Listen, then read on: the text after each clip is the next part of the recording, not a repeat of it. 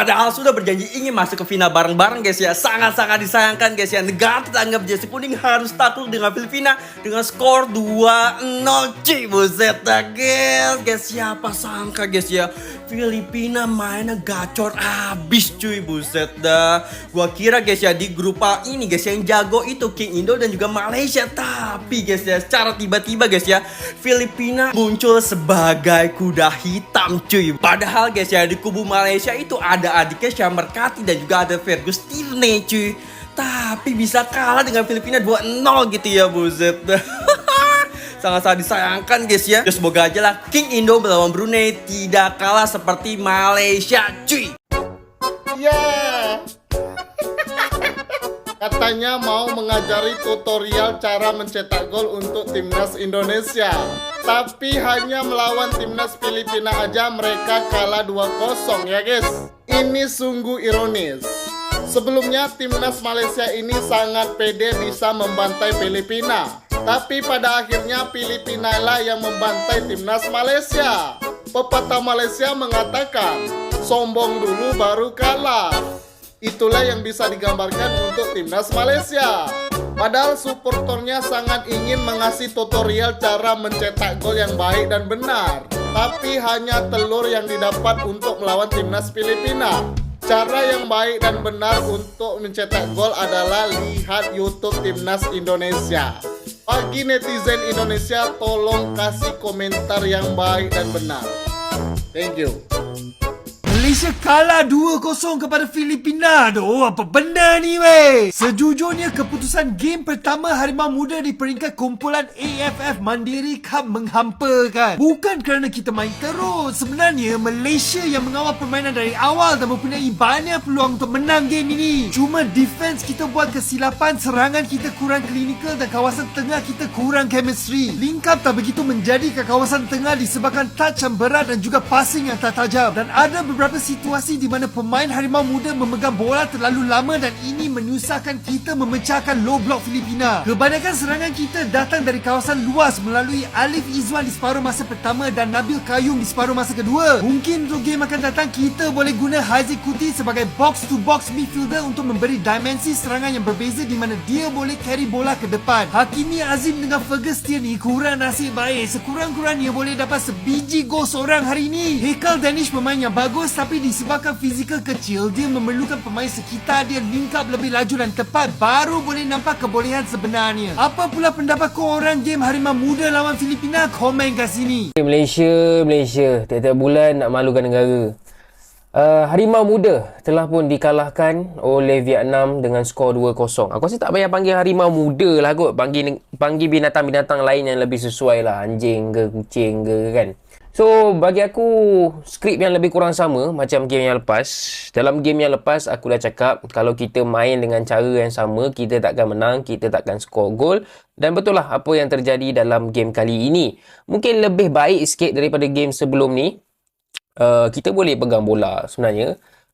Cuma nak bawa bola daripada defensive side kepada third box tu, aku tak tahulah.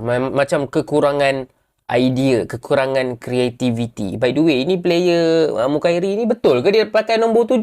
Sebab orang yang pakai nombor 7 selalunya superstar, player paling power dalam team, macam player paling hauk je kan.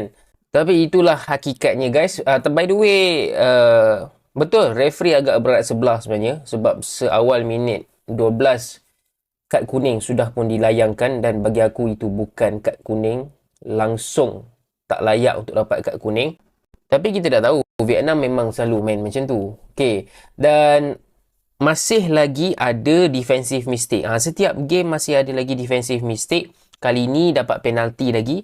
Aku tak tahulah. Malaysia ni syarat dia memang kena dapat penalti kot setiap game. Yang aku tak sukanya bila dia dah buat foul tu, dia buat muka tak bersalah. Dia buat muka terkejut. Itu kau dah main bola 10 tahun lah. Kau tahu kau buat penalti lah. Kan? So Malaysia kena lagi 2-0. Dengan kekalahan ini telah menyingkirkan Malaysia daripada Piala Asia Under-23 ni lah. Maknanya memang takkan pergi ke pusingan seterusnya. Untuk ambil sijil penyertaan je lah.